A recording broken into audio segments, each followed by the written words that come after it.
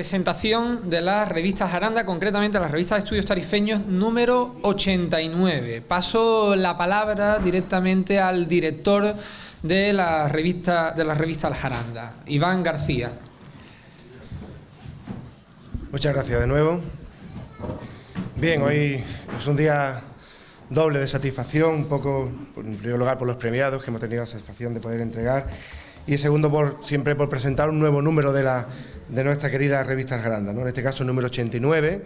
Como ustedes saben, ya hace ya de 2 números con este que decidimos eliminar la trimestralidad de la revista.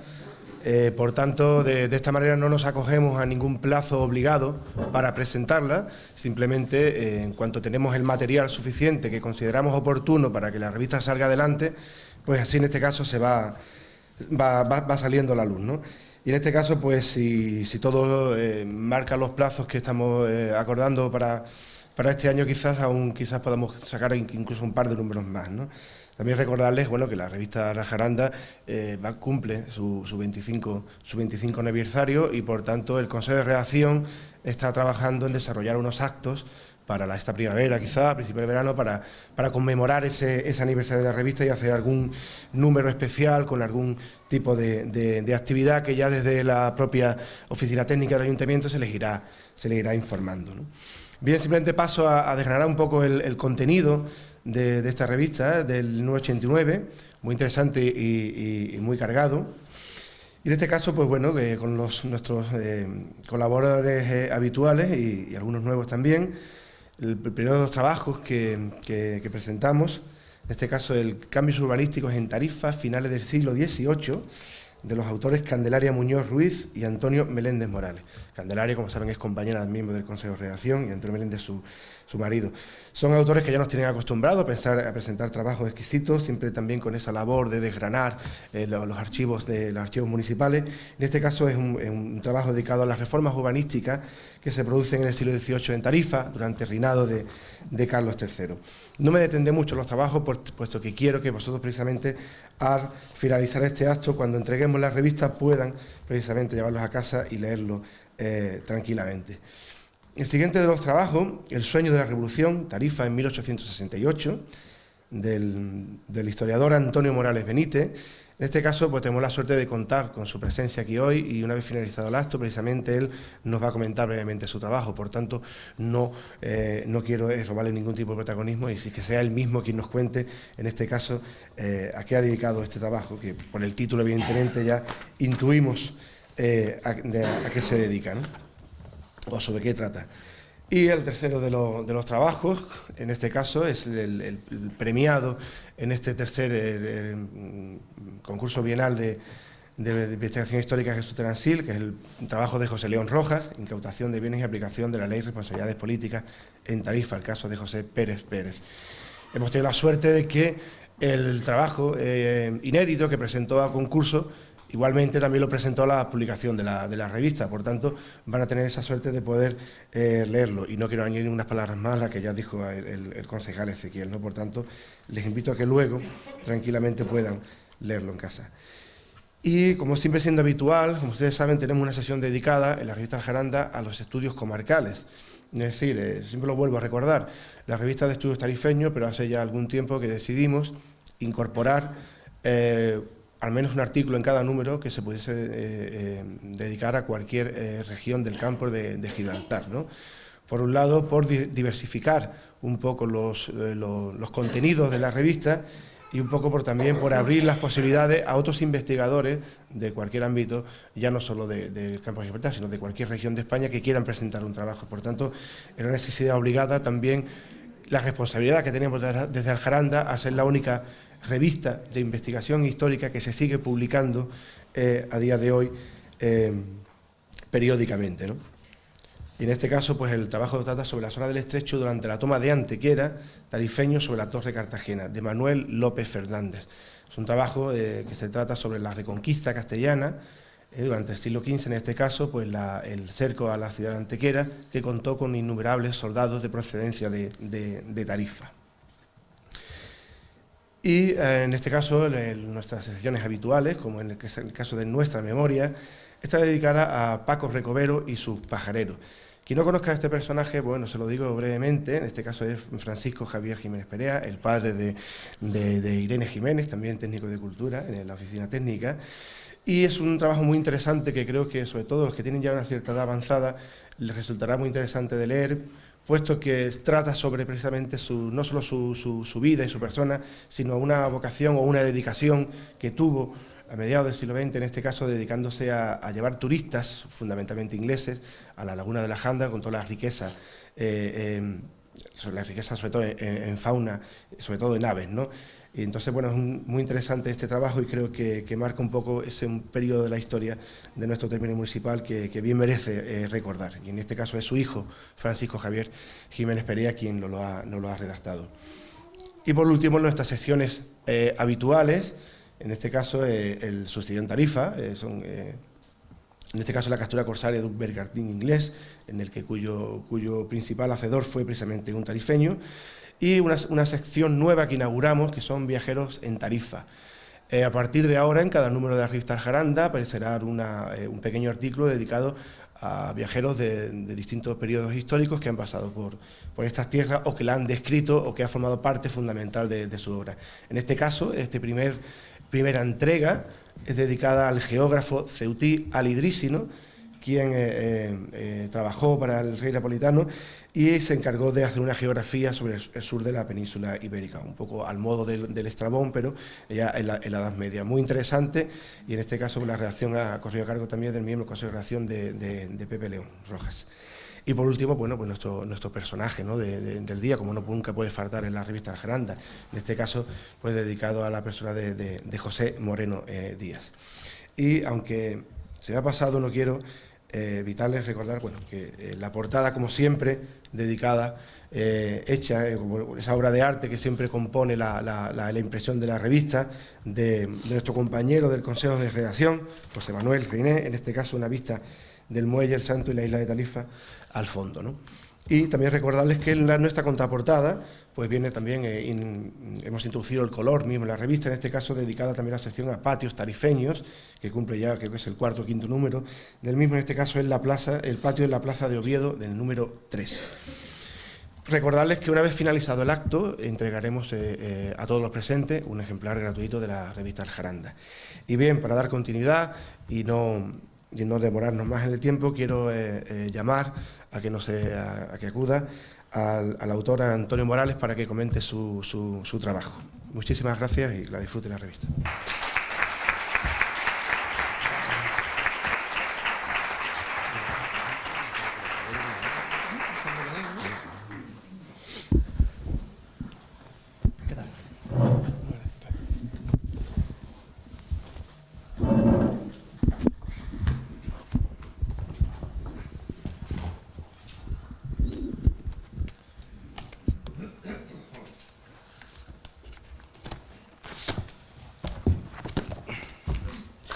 Bueno, buenas noches, bienvenidos a todos. En primer lugar, felicitaciones a los premiados y un recuerdo para Jesús Terán, que el trabajo que yo voy a presentar aquí es precisamente resultado de este premio que recibí yo emocionado hace un par de años. Por lo tanto, la utilidad de estos premios está fuera de toda duda, porque esto es fruto ya de esos trabajos y os animo a continuar por este camino. Bien, me cuentan que me piden que haga una sinopsis de este trabajo que tiene como título El sueño de la revolución, Tarifa en 1868. Es un estudio de los primeros meses de la revolución de 1868, cuando una nueva generación de dirigentes políticos y sociales tarifeños van a pasar a la primera línea de la política. Intentamos analizar la realidad de un periodo muy complejo, analizando las diferentes fuerzas que van a tomar. Se trata nada más y nada menos que de la primera experiencia democrática en Tarifa, las primeras elecciones municipales por soberanía, por sufragio universal, y también uno de los periodos que hoy tienen más controversias entre los historiadores, porque se discute incluso el carácter de revolucionario. Hoy se acepta que fue más bien un movimiento liberal, y democrático más que revolucionario. En cualquier caso, fue una propuesta seria de modernización de la vida política española al hilo de lo que estaba pasando en Europa. Sin embargo, persiste esta ambigüedad con este movimiento. Creo que el caso de Tarifa puede ser paradigmático, puede ser muy útil para analizar no la historia de Tarifa, sino la historia de España, porque quizás aquí hay una de las apuestas más claras por una república federal. Solamente hemos encontrado dos casos parecidos, en Jerez de la Frontera y en Tarifa, de esta apuesta que se le presenta como bandera a la población. Se trata, por lo tanto, de estudiar, acotar este periodo solamente en 3 meses, entre septiembre y diciembre de 1868. Un periodo que estaba estudiado, pero muy en general, como un proceso que parece que inevitablemente iba a llevar a la Primera República Española. Sin embargo, creo que la Revolución del 68, estos 3 meses tienen entidad propia en Tarifa como para un trabajo de investigación más o menos extenso, que es el que yo he intentado hacer. Se trataría de acotar entonces en lo que en este periodo, cuando el republicanismo emerge en Tarifa, porque hasta entonces había estado oculto dentro del Partido Demócrata y ahora aparece ya como republicano. Estudiamos también las propuestas originales de estos actores revolucionarios que hablan de liberalismo, de soberanía nacional, de sufragio universal, y van a presentarlas, como decía antes, como una apuesta republicana. El primer epígrafe del trabajo habla del pronunciamiento, relata cómo se produce el pronunciamiento de septiembre de 1868 en Tarifa, que era un enclave fundamental entre Gibraltar y Cádiz, y dos cabecillas de la revolución, el médico y farmacéutico Pablo Gómez Maure y Francisco Alba Frusado, los dos masones, miembros de la logia local, también Bercelius, que había en Tarifa. En una situación tan incierta como la de la revolución, la movilización ciudadana en Tarifa fue fundamental para asegurar el triunfo de esta revolución, que se produce definitivamente el 22 de septiembre de 1868. Después, como decía antes, de apelar a la movilización del pueblo, y gracias a esta decidida participación se forma en Tarifa una junta de gobierno que coge funciones legislativas, ejecutivas y administrativas. Este componente popular distingue a Tarifa de otros sitios porque de alguna manera son los que culminan todo el proceso revolucionario. Es verdad que está encabezado por dirigentes republicanos, pero también convergen la tradición progresista y la demócrata. Crean incluso un cuerpo especial porque, contrariamente a lo que se ha dicho, no hay incidentes en Tarifa, no hay ataques a la propiedad, no hay brotes de anticlericalismo como en otros sitios, sino que se crea un cuerpo de orden que se llama los Voluntarios de la Libertad, que de alguna manera son milicias populares formadas por 200 miembros, se hacen 2, y aseguran la seguridad en Tarifa y que todo vaya por los cauces de la revolución.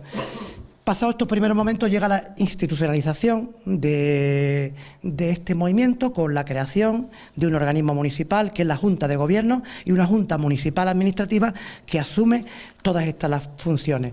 Bien, hemos tenido la suerte también de encontrar un documento que para mí es fundamental para conocer esta época, que es el Manifiesto de Tarifa, que es lo que le comunican al pueblo, que en la mayoría de los casos en España no deja de ser una declaración de intenciones de lo que quieren los revolucionarios. En el caso de Tarifa es un auténtico programa de gobierno porque está desde todas las libertades de opinión, de reunión, de asociación, hasta propuestas políticas, sociales y económicas. Y nos dice mucho del horizonte ideológico de estos actores revolucionarios que hay en Tarifa. Por lo tanto, yo creo que se trata del manifiesto más completo y más original de todos los que hay en España en 1868. Como decía antes, un verdadero programa de gobierno con una propuesta de mejorar las condiciones del pueblo, porque también tiene una dimensión social muy importante que intenta aplicarla. Como decía antes, también es la apuesta republicana más grande, porque dice que pide la inhabilitación y absoluta incapacidad de Isabel de Borbón y de toda su casta para ocupar el trono puestos en el gobierno del país. ¿Vale? Las banderas que se le presentan a la población es una república federal con intervención del Estado en asuntos sociales, económicos, una importante dimensión educativa también, y un programa económico liberal. En líneas generales, como decía antes, desarrolla la soberanía nacional, la separación entre la Iglesia y del Estado y la abolición de los consumos, del impuesto de consumo, de las quintas, y propuestas que eran muy sensibles el pueblo. Lejos de cualquier otra interpretaciones que se han hecho, la revolución no se desbordó en ningún momento, sino que estuvo encausada por esta Junta, que incluso procedió al reparto de tierras entre los campesinos, de propios, de baldíos, de realengo, y promete no perdonar ningún medio para recuperar al pueblo las dehesas que fueron ilegalmente ocupadas por la grandeza de España. Los siguientes párrafos, tampoco quiero adelantar mucho el artículo, habla de la Junta Revolucionaria, de cómo se organiza, de cómo se enfrenta con el Gobierno de Madrid a partir de la apuesta republicana de Serrano y de Prim por la Junta Tarifeña, que se había declarado decididamente republicana, queda en entredicho y hay un decreto de disolución. Los junteros pasan a ser concejales, Pablo Gómez Moure, alcalde de Tarifa, y estas primeras ideales revolucionarios empiezan a ser matizados. Coincide con la desintegración de la coalición de gobierno y un proceso que va a derivar efectivamente en muchos conflictos y en la Segunda República. Otro epígrafe habla precisamente de la desintegración de la coalición gubernamental y, por supuesto, del conflicto con las nuevas autoridades de la nación, que no van a perdonar medios para desarmar a las milicias que existían en Tarifa. Ya hubo incidentes en el puerto de Santa María, en Jerez, con derramamiento de sangre. En Tarifa va a hacer una operación rápida, que la relato en el artículo y prefiero que se lea. Y también quizás sea el primer caso de España en el que se procede a reparto de tierra y circunscrito en este ámbito municipal. Puede ser considerado una excepcionalidad este reparto de tierra. Otro apartado habla de las milicias ciudadanas, cómo se formaron.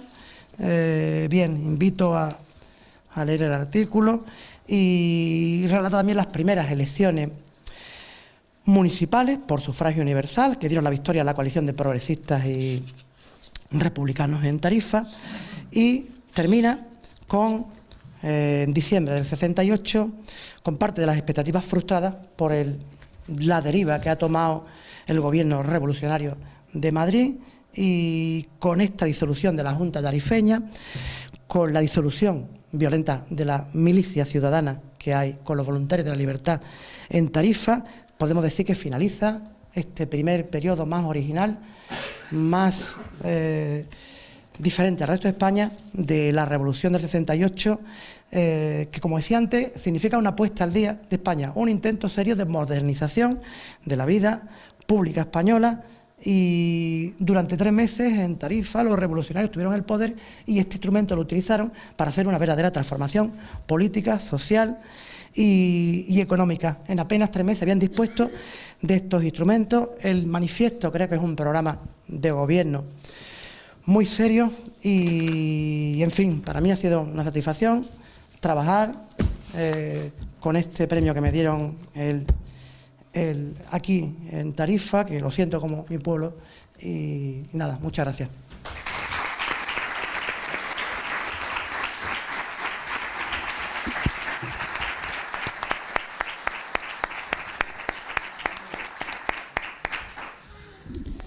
Muchísimas gracias a Antonio Morales por la presentación del artículo. Ya habéis visto que esta revista, la verdad es que este número merece muchísimo la pena.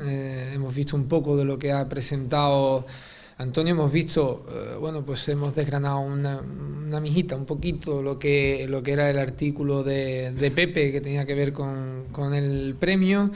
Por lo tanto, bueno, pues ya veis que tenemos en nuestras manos una magnífica obra para poder disfrutar de su lectura. Para finalizar la presentación de la revista, simplemente, bueno, agradeceros a todos que hayáis venido. No quería que nos fuéramos sin anunciar previamente, dado que esta es la primera vez que presento la revista Al Jaranda como concejal. Desde la Delegación de Cultura hemos decidido abrir la solicitud para cronistas oficiales del municipio. Se van a disponer, bueno, hay un número máximo que establecen los estatutos, que es el de 4 cronistas oficiales, en el que queremos recoger, o nos gustaría recoger, la amplia diversidad de perfiles que tenemos en Tarifa en base al estudio historiográfico, ¿de acuerdo? Por lo tanto, bueno, pues simplemente se abrirá el plazo en unos días, tendrá un plazo de aproximadamente 15 días para entregar las solicitudes, el currículum y el plan de trabajo, y a partir de ahí pues se dispondrá de una oficina del cronista. La oficina del cronista estará ubicada en el Castillo Guzmán el Bueno. Dentro estará la oficina del futuro e inmediato, espero que arqueólogo municipal, y la oficina del cronista, donde se podrán encontrar los cronistas que salgan de la terna, que se desarrolle, ¿de acuerdo? Simplemente para terminar, hace unos años iba con un amigo por Ámsterdam, en Holanda, y entramos a visitar. La verdad es que no voy a decir tétrico, pero desde luego sorprendía muchísimo y ponía la piel de gallina la casa en la que se alojó, en la que se escondió Ana Frank, y todavía en la pared del centro de interpretación figuraba una frase de su padre, Otto Frank, que decía, más o menos, hay que conocer nuestro pasado para no cometer los mismos errores en el futuro, ¿no?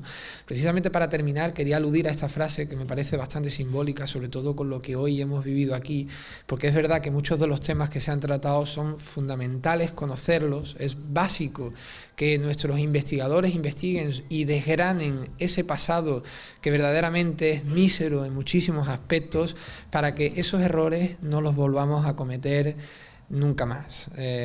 Sin más, agradeceros la presencia y que disfruten de la revista y los premiados. Muchísimas gracias, y a la viuda de Jesús Gil, a sus familiares, muchísimas gracias a todos.